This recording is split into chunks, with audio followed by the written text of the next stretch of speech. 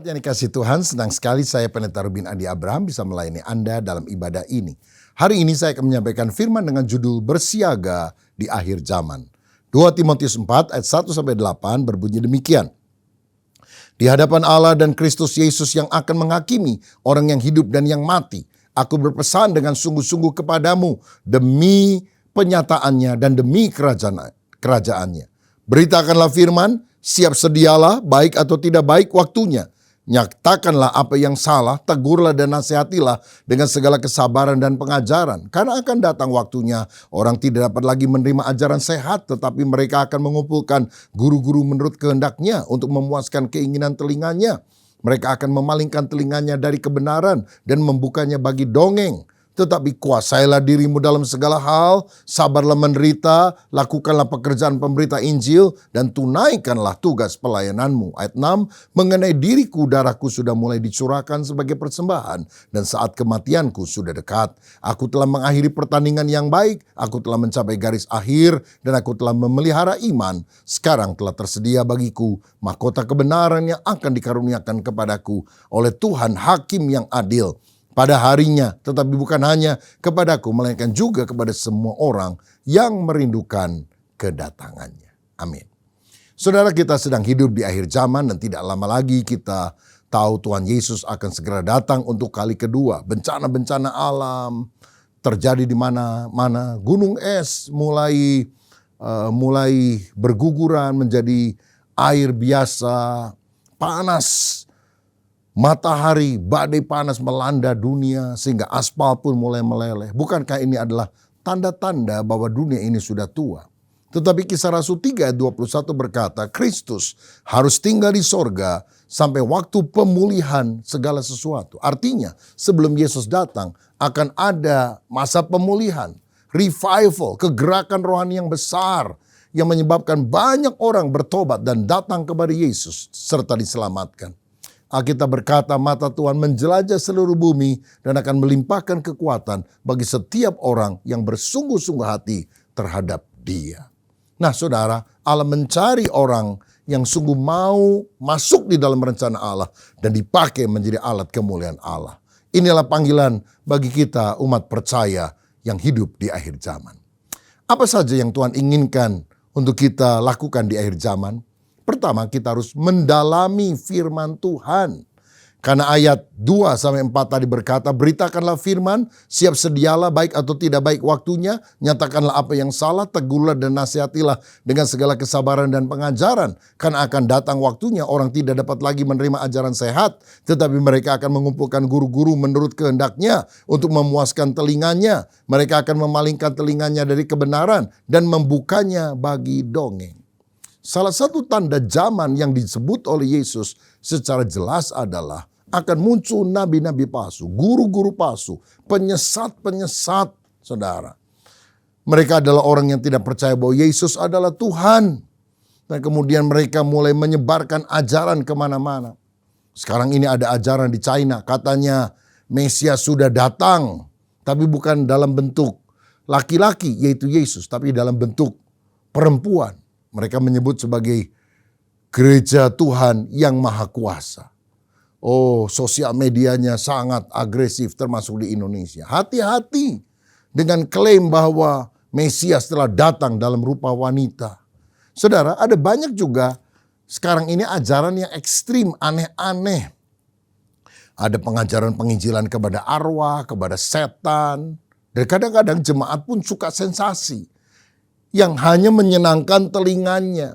Ya, orang baru bertobat dari agama seberang, disuruh bersaksi, menjelek-jelekan agama yang lama.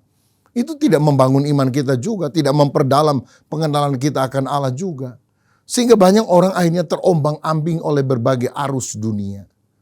Alkitab berkata bahwa umatku binasa karena tidak mengenal Allah. Hosea 4 ayat 6. Bahkan di ayat 14c dikatakan umat yang tidak berpengertian akan runtuh. Tapi sebaliknya Daniel 11 ayat 32 berkata, tetapi umat yang mengenal Allahnya akan tetap kuat dan bertindak. Makanya pada waktu ini kita harus lebih banyak membaca firman, mendalami firman, agar kita menjadi orang Kristen yang kokoh imannya, tidak mudah ditipu oleh berbagai ajaran di sosial media dan sebagainya. Di Amerika itu ada tim pemberantas uang dolar palsu, saudara. Lalu seorang pernah tanya, oh berarti Anda harus memeriksa banyak sekali uang-uang palsu supaya bisa membedakan dengan yang asli. Mereka bilang, enggak, kami hanya teliti betul dolar yang asli. Dan karena kami tahu betul mana yang asli, dengan gampang kami bisa membedakan dengan yang palsu. Begitu juga dengan kehidupan kita. Tuhan mau kita mengenal kebenaran sehingga kita benar-benar bisa membedakannya dari hal yang tidak benar. Alkitab berkata supaya kita bertekun di dalam pembacaan kitab suci. Dan kita kemudian meneruskan firman dalam bentuk penjelasan, nasihat, teguran, khotbah, dan sebagainya. Dalam 1 Petrus 3 ayat 15 dikatakan, tetapi kuduskanlah Kristus di dalam hatimu sebagai Tuhan, dan siap sedialah pada segala waktu untuk memberi pertanggungan jawab kepada tiap-tiap orang yang meminta pertanggungan jawab daripada kamu tentang pengharapan yang ada padamu. Tetapi haruslah dengan lemah lembut dan hormat. Kita itu harus mengerti firman dan bisa menjelaskan secara bertanggung jawab kepada orang lain. Kalau orang tanya tentang Allah itu satu apa tiga? Allah Tritunggal itu maksudnya apa? Saudara perlu bisa menjelaskan. Sayang sekali ada banyak orang yang tidak tahu akan kebenaran firman. Satu kali ada seorang pendeta masuk ke ruangan kelas dan dia tanya, anak-anak, ada yang tahu nggak siapa yang merobohkan tembok Yeriko? Semuanya diem. Pendeta kemudian tunjuk anak yang paling belakang. Ya, kamu tolong kasih tahu siapa yang merobohkan tembok Yeriko. Anak itu pucat, dia bilang, bukan saya om, benar bukan saya. Oh, pendeta aneh juga, kok jawabannya begitu. Dia yang melirik kepada guru sekolah minggu. Dan guru berkata, maafkan saya Pak Pendeta, tapi setahu saya dia anak baik. Jadi saya yakin bukan dia yang merobohkan temboknya. Waduh, celaka ini saudara kalau anak dan guru sekolah minggu tidak tahu kebenaran firman. Sore diadakan rapat majelis mendadak dan pendeta bilang, gimana mah saya tanya siapa yang merobohkan tembok Yeriko, jawabannya mereka nggak tahu. Seorang majelis yang paling tua kemudian bilang, Pak Pendeta, menurut kami tembok gereja yang runtuh tidak perlu terlalu dibesar-besarkan, karena bukankah di kas kita masih banyak uang? Tolong kasih tahu tembok bagian mana sebelah gereja kita yang runtuh. Besok saya panggil tukang, saya benahi. Waduh, ternyata majelisnya juga nggak ngerti kisah tentang tembok Yeriko rupanya. Karena itu mari kita belajar firman lebih jauh. Sehingga akhirnya kita mengenal Kristus dan kebenarannya. Saudara, saya ingat permulaan bagaimana saya memulai sekolah tinggi teologi karisma. Itu biasanya kalau liburan sekolah ya, Juni-Juli. Orang-orang kan liburan. Nah, kita bikin apa yang namanya salib sekolah Alkitab liburan. Semacam pesantren kilat lah di gereja. Mereka tinggal di gereja, mereka makan di sana, mereka ikuti sesi dari pagi sampai malam. Dan diikuti oleh anak-anak muda dari berbagai kota. Mereka diisi dengan firman, didoakan, dilawat oleh Tuhan. Dan kemudian kita lakukan lebih rutin dan itulah yang menjadi cikal bakal dari sekolah tinggi teologi karisma. Kerinduan untuk mengenal Tuhan menyebabkan kita mau sungguh-sungguh mengenal lebih dalam dan dipakai oleh Dia. Ini panggilan pertama, saudara, mendalami firman Tuhan pada akhir zaman. Yang kedua, kita harus menguasai diri. Karena ayat 5 berkata, tetapi kuasailah dirimu dalam segala hal, sabarlah menderita, lakukanlah pekerjaan pemberita Injil dan tunaikanlah tugas pelayananmu. Tuhan mau kita punya disiplin rohani dengan kuasa Roh Kudus mengalahkan kedagingan. Karakter ilahi harus muncul, buah roh harus mengalir. Bukan hanya pengetahuan firman, tapi karakter yang penting. Jadi penguasaan diri bukan hanya tahu firman, tapi bagaimana menerapkan firman di dalam kehidupan kita. Sehingga kita menjadi orang yang tahan nafsu. Ada godaan datang, kita tolak dalam nama Yesus. 2 Petrus 1 ayat 5-7 berkata, justru karena itu kamu harus dengan sungguh-sungguh berusaha untuk menambahkan kepada imanmu kebajikan, dan kepada kebajikan pengetahuan, dan kepada pengetahuan penguasaan diri, dan kepada penguasaan diri ketekunan, dan kepada ketekunan kesalehan, dan kepada kesalehan kasih akan saudara-saudara, dan kepada kasih akan saudara-saudara, kasih akan semua orang. Tuhan mau kita memiliki potensi karisma yang digunakan untuk pelayanan. Tetapi ingat, jangan pernah menilai kerohanian seseorang dari karismanya saja. Kalau dia bisa main musik bagus, oh pasti dia rohani. Kalau dia bisa nyanyi bagus, suaranya luar biasa, oh pasti dia rohani. Karena kalau soal kemampuan, saya rasa yang paling hebat itu Lucifer. Karena soal leadership, dia mimpin malaikat di sorga, saudara. Soal lagu, nyanyi, soal musik, dia pakarnya. Tapi karena dia tidak punya karakter yang baik, akhirnya dia menjadi iblis, musuh Allah yang paling utama. Tuhan mau kita punya karakter yang baik. Bisa menguasai diri, bisa mematahkan keinginan hawa nafsu daging. Dan hidup kita menjadi teladan bagi banyak orang. 1 Timotius 4 ayat 16 berkata, awasilah dirimu sendiri dan awasilah ajaranmu. Bertekunlah dalam semuanya itu, karena dengan berbuat demikian engkau akan menyelamatkan dirimu dan semua orang yang mendengarkan engkau. Jadi teladan, awasi diri kita dan ajaran kita.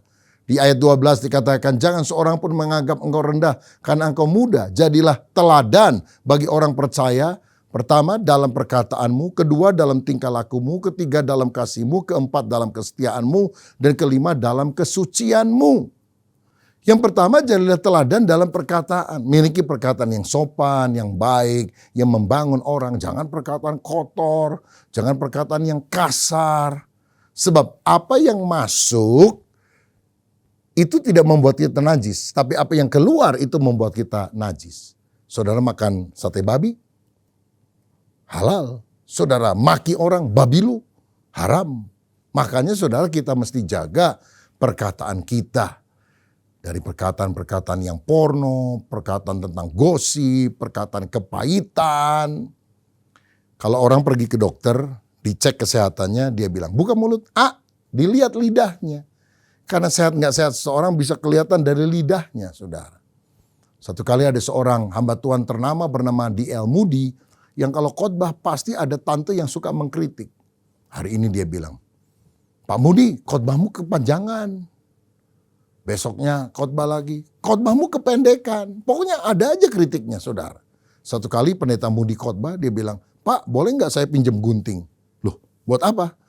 Saya lihat dasi Bapak terlalu panjang, saya mau gunting. Moody berkata, oke, ini guntingnya tapi giliran ya. Setelah ibu gunting dasi saya juga mau gunting ibu punya. Karena kepanjangan. Apa Pak? Apa rambut saya? Bukan, mulutmu itu, lidahmu terlalu panjang, saya mau gunting. Akhirnya ibu cerewet itu bertobat juga, saudara. Jadi teladan dalam perkataan. Kedua, jadi teladan dalam tingkah laku.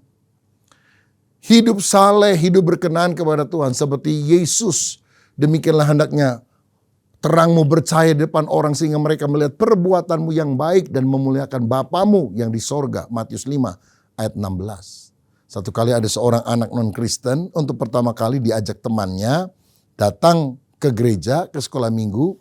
Dan guru sekolah minggu cerita tentang Yesus yang begitu baik, begitu sabar, mau menolong orang lain. Tiba-tiba anak ini angkat tangan, dia bilang, saya kenal siapa yang diceritakan oleh ibu guru. Oh siapa? Tetangga sebelah rumah saya. Ada rupanya tetangga sebelah rumahnya itu orang Kristen yang saleh dan baik. Dia kan belum kenal siapa Yesus. Tetapi waktu diceritakan tentang Yesus, sifat tetangganya mirip seperti Yesus.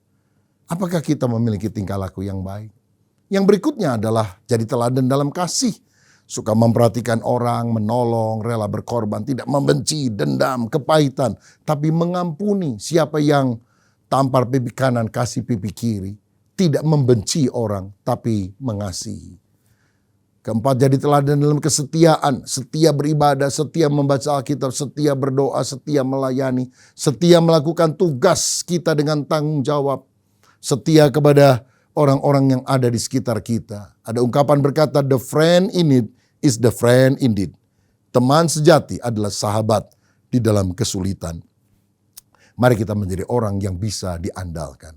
Dan berikutnya adalah jadi teladan dalam kesucian. Pada masa kini ada banyak godaan seksual luar biasa. Tapi kalau kita ingat Yesus segera mau datang kembali, kita harus jadi mempelai wanita yang kudus. Tidak bercacat celah. Jadi kalau orang sudah mau menikah, mempelai sudah pakai baju long dress gitu ya, warna putih, bagus, wangi, nunggu-nunggu mempelai pria nggak datang-datang, Boleh nggak mempelai wanita bilang, aduh gimana kita main bola dulu aja di tanah lapang. Ya itu bajunya akan rusak saudara sekalian. Biar kita menjaga diri supaya kita ditemukan Tuhan siap pada waktu kedatangannya. 1 Petrus 1 ayat 16 berkata, kuduslah kamu sebab akulah Allah yang kudus.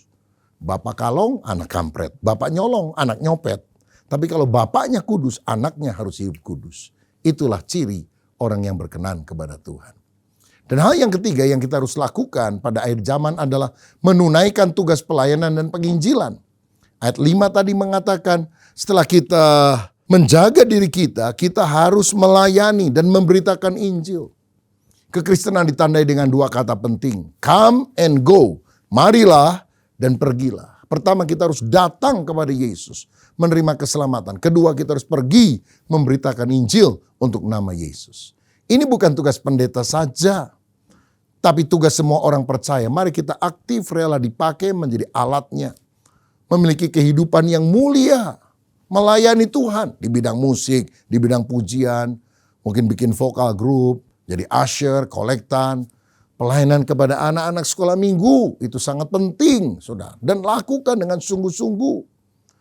Saya teringat ada seorang pelukis muda yang satu kali melukis wajah Yesus. Dan datang kepada seorang pelukis terkenal yang bernama Gustav Dor. Dia bilang, Pak Dor boleh nilai lukisan saya. Gustav Dor lihat lukisan itu, dia lihat wajah pelukisnya berkali-kali. Dan akhirnya dia bilang, kamu kurang cinta Yesus. Kalau kamu cinta Yesus lebih sungguh, kamu bisa melukis lebih bagus dari ini. Bukan tekniknya yang penting, hatimu pulang cintai Yesus lebih sungguh. Lalu setelah itu melukis lagi. Aku yakin kamu akan bisa membuat lukisan lebih bagus. Saudara dalam pelayanan, milikilah hati yang sungguh-sungguh berkobar-kobar mencintai Tuhan. 1 Timotius 4 ayat 14 berkata, jangan lalai dalam mempergunakan karunia yang ada padamu yang telah diberikan kepadamu oleh nubuat dan dengan penumpangan tangan sidang penatua. Tuhan telah memberikan karunia-karunia kepada kita. Mari kita melayani sesuai dengan karunia yang Tuhan berikan itu. Karunia apa saja? Ada banyak. Karunia menasehati, memberikan kata-kata kasih, kata-kata penghiburan kepada banyak orang. Seperti Yusuf yang digelari Barnabas oleh jemaat mula-mula. Artinya anak penghiburan. Mari kita juga punya kata yang bisa menghibur, menguatkan orang lain. Karunia yang berikutnya adalah kemurahan. Yang menunjukkan bukan hanya kata-kata kasih, tapi perbuatan kasih. Membesuk orang yang sakit, mendoakan yang susah. Ya, murah hati kepada orang lain. Karunia memberi. Dalam Lukas 8 ayat 3 dikatakan Yohana istri Kusa, bendahara Herodes, Susana dan banyak perempuan lain. Perempuan-perempuan ini melayani rombongan itu dengan kekayaan mereka. Saudara, ada orang yang bisa melayani dengan memberi uangnya untuk pekerjaan Tuhan. Ini juga sesuatu yang luar biasa. Ada juga orang yang bisa berdoa syafaat. Ya, seperti Musa ketika berdoa mengangkat tangan, orang Israel menang. Tapi ketika dia lemah, tangannya turun, orang Israel kalah. Untuk ada Harun dan Hur yang menopang sehingga tangannya naik terus dan orang Israel menang. Perlu pendoa-pendoa syafaat sehingga itu bisa menopang pelayanan hamba-hamba Tuhan. Saya ingat sekian puluh tahun yang lampau ada seorang penginjil wanita bernama Amy Semple McPherson. Pelayanan itu luar biasa. Orang didoakan rebah dalam roh. Orang alami mujizat. Nah, ada seorang ateis yang melihat KKR di lapangan itu atau gedung-gedung besar, dia pikir ini pasti ada rahasianya. Mungkin dia pakai cara psikologi atau apa begitu. Atau jangan-jangan orang seperti jatuh itu dikejutkan oleh aliran listrik. Apa dia pakai kabel kecil sehingga orang seperti tersengat listrik lalu rebah di dalam pelayanan Amy Semple McPherson ini. Jadi waktu Amy mulai berdoa, orang ini pergi ke bagian ruangan listrik tersebut, saudara. Ruangannya cukup besar di bawah tanah, basement. Dan dia lihat beberapa ibu-ibu tua berdoa sungguh-sungguh. Mereka pendoa syafaat daripada pelayanan ini. Dan akhirnya mujizat demi terjadi. Dan dia bilang, oh saya tahu pembangkit listriknya itu bukan kabel. Ini orang-orang yang doa, akhirnya orang itu bertobat. Saudara, mari kita melayani Tuhan.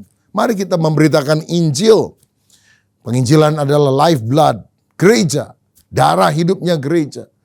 Gereja punya 3 tugas utama. Koinonia, persekutuan, diakonia, pelayanan kasih, dan juga marturia, kesaksian. Mari kita menjangkau banyak orang bagi Yesus. Injil bukan untuk kalangan sendiri. Alkitab berkata, celakalah aku jika aku tidak memberitakan Injil. Mari kita ceritakan tentang Yesus. Karena mayoritas orang ke gereja itu sebetulnya karena diajak oleh temannya untuk datang mengenal Yesus Kristus. Ada seorang dokter muda yang mulai praktek di puskesmas, tapi nggak ada orang datang, saudara. Akhirnya setelah agak sore baru 1 pasien datang. Dia obati. Dan setelah diobati dia bilang, maaf ya Pak Dokter, nggak punya duit nih. Saya bayarnya pakai apa ya? Ya udahlah, nggak usah bayar. Tapi gini aja, kamu sakit kan, saya kasih obat. Kamu lebih enakan kan? Iya. Ceritakan saja kepada orang lain bahwa kalau kamu sakit datang ke sini, aku obati supaya kamu sembuh. Oh, cuma itu bayarannya? Iya, cuma itu saja. Oh, kalau gitu gampang. Sejak itu dia cerita, kalau sakit datang ke dokter itu. Dia bisa menyembuhkan, gratis lagi katanya. Nah, sejak itu dokter itu menjadi dokter yang ternama. Siapa dokter di atas segala dokter yang kita harus ceritakan kebaikannya kepada orang lain? Bukankah Yesus? Mari kita beritakan tentang Yesus. Dan hal yang terakhir, supaya kita bisa siap siaga di akhir zaman adalah menyelesaikan pertandingan sampai akhir. Ayat 6-8, mengenai diriku darahku sudah mulai dicurahkan sebagai persembahan dan saat kematianku sudah dekat. Aku telah mengakhiri pertandingan yang baik, aku telah mencapai garis akhir dan aku telah memelihara iman. Sekarang telah tersedia bagiku mahkota kebenaran yang akan dikaruniakan kepadaku oleh Tuhan Hakim yang adil pada harinya. Tetapi bukan hanya kepadaku, melainkan juga kepada semua orang yang merindukan kedatangannya. Saudara-saudara, kehidupan Kristen bagikan perjalanan rohani. Maraton menuju keserupaan seperti Yesus. Kadang di tengah jalan semangat kita bisa luntur, kita bisa lelah, kita bisa rasanya berhenti dalam pertandingan iman. Karena kecewa, karena pandangan kita beralih pada hal-hal di kiri atau dan kanan. Seperti Demas yang meninggalkan Tuhan, meninggalkan pelayanan. Dan hidup menyibukkan diri dengan perkara duniawi. Tapi ingat saudara, kedatangan Yesus kedua sudah sangat singkat. Kalau dia belum datang, kita yang harus datang kepada dia. Makanya kita harus setia kepadanya sampai selama-lamanya. Karena dia adalah hakim yang akan menghakimi seluruh dunia. Langkah pertama penting, tapi langkah yang terakhir lebih penting. Pelihara iman sampai tetes darah yang penghabisan. Sampai seterusnya kita setia kepada Yesus. Seperti ada 40 orang Kristen di Siberia ketika komunisme masih merajalela. Mereka ditelanjangi di tengah hujan salju dan disuruh menyangkal Yesus. Tapi orang-orang tidak mau menyangkal Yesus. Mereka kemudian mati ditembak satu demi satu, saudara-saudara. Tetapi ketika orang terakhir, orang yang ke-40 oleh prajurit berkata, kamu mau tolak Yesus dan dilepaskan atau kamu mau mati juga seperti yang lain? Dan sebelum orang itu menjawab, ada seorang prajurit yang teriak, saya saja yang mati karena saya saya percaya juga kepada Yesus. Teman-temannya kaget, ditangkap orang ini. Karena apa? Ketika dia melihat 40 orang mati, dia perhatikan seperti dia lihat ada 40 mahkota. Satu orang mati, mahkotanya turun. Orang kedua mati, mahkotanya turun. Dan sekarang hanya sisa satu mahkota. Lalu dia pikir, aku saja yang terima mahkota itu. Aku mau percaya kepada Yesus. Akhirnya dia yang mati. Orang Kristen itu dibebaskan dan bersaksi tentang hal ini. Tapi saudara, orang yang setia sampai mati, menuntaskan perjalanan hidup iman dengan sungguh-sungguh. Ada mahkota kehidupan yang Tuhan akan berikan kepada kita. Karena itu, mari kita bersiap siaga menjelang kedatangannya kembali dengan sungguh-sungguh hidup benar, hidup berkenan kepada Tuhan. Siapa yang rindu hidup berkenan di hati Tuhan menjelang kedatangannya kembali? Mari taruh tanganmu di dada, saya mau berdoa. Bapa, terima kasih untuk kebenaran firman-Mu. Biarlah di akhir zaman ini kami hidup melekat dengan Engkau, melekat kepada firman-Mu. Sehingga ada buah roh mengalir, ada pelayanan, penginjilan yang kami lakukan. Dan biarlah kami setia sampai mati ya Tuhan. Kami merindukan kedatangan-Mu. Kami menyelesaikan pertandingan sampai akhir. dengan sungguh menjadikan Yesus sebagai segala-galanya dalam hidup kami. Berkati anak-anakmu yang sudah menerima firman Allah ini, sehingga di akhir zaman ini kami juga setia selamanya kepada Yesus. Dalam nama Yesus kami berdoa dan mengucap syukur. Haleluya. Amin. Tuhan Yesus memberkati.